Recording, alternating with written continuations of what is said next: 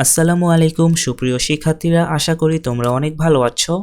অষ্টম শ্রেণীর স্বাস্থ্য ও সুরক্ষা বিষয়ক টিউটোরিয়ালে তোমাদেরকে স্বাগতম। এই ভিডিওতে আমরা পৃষ্ঠা 47 থেকে আলোচনা শুরু করব।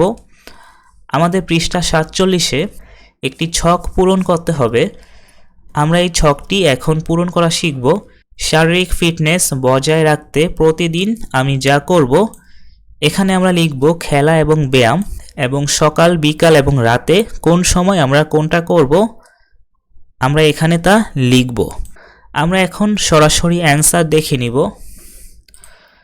আমি এখানে লিখে রেখেছি, শারীরিক ফিটনেস বজায় রাখতে প্রতিদিন আমি যা করব, খেলা এবং ব্যায়াম করব সকালে, সাইক্লিং করব সকালে, সাঁতার কাটা দুপুরে, হালকা ব্যায়াম করব বিকেলে, খেলাধুলা করব বিকেলে, যোগ ব্যায়াম করব রাতে, ব্যাডমিন্টন খেলব রাতে। আমরা এই ছকটি পূরণ করা শিখলাম। এখন আমরা পরবর্তী পৃষ্ঠার ছকটি পূরণ করব। আমাদের পরবর্তী পৃষ্ঠার ছকটি প্রাথমিক চিকিৎসা প্রদানের উদ্দেশ্যে দল গঠনের জন্য প্রয়োজনীয় কাজ। এখানে হচ্ছে আমি যে কাজে যুক্ত থাকব, আর এখানে আমরা লিখব কাজের ক্ষেত্রগুলো। আমরা এখন এই ছকটি অ্যান্সার করা শিখব।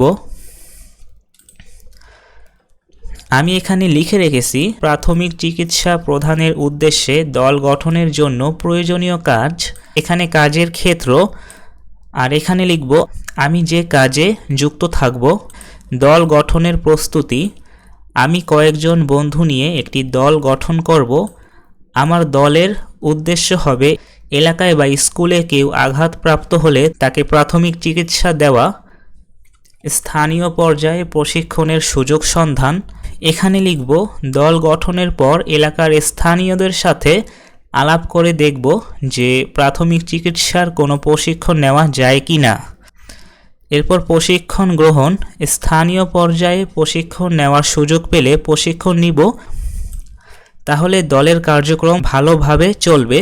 এরপর প্রয়োজনীয় সরঞ্জাম প্রস্তুত রাখা, এখানে লিখব প্রাথমিক চিকিৎসা দেওয়ার সরঞ্জাম, যেমন তুলা, গজ, ব্যান্ডেজ, স্যাভলন, কাঁচি, স্যালাইন, সিমটা ব্যথানাশক, হেক্সিসল ইত্যাদি একটি বক্সে রাখব। বক্সটির নাম ফার্স্ট এইড বক্স। আমরা এই ছকটি পূরণ করা শিখেছি। আমাদের আজকের ভিডিও এই পর্যন্তই। পরবর্তী ভিডিওতে আমরা পৃষ্ঠা 49 থেকে আমাদের আলোচনা শুরু করব। সকলে ভালো থেকো। আল্লাহ হাফেজ।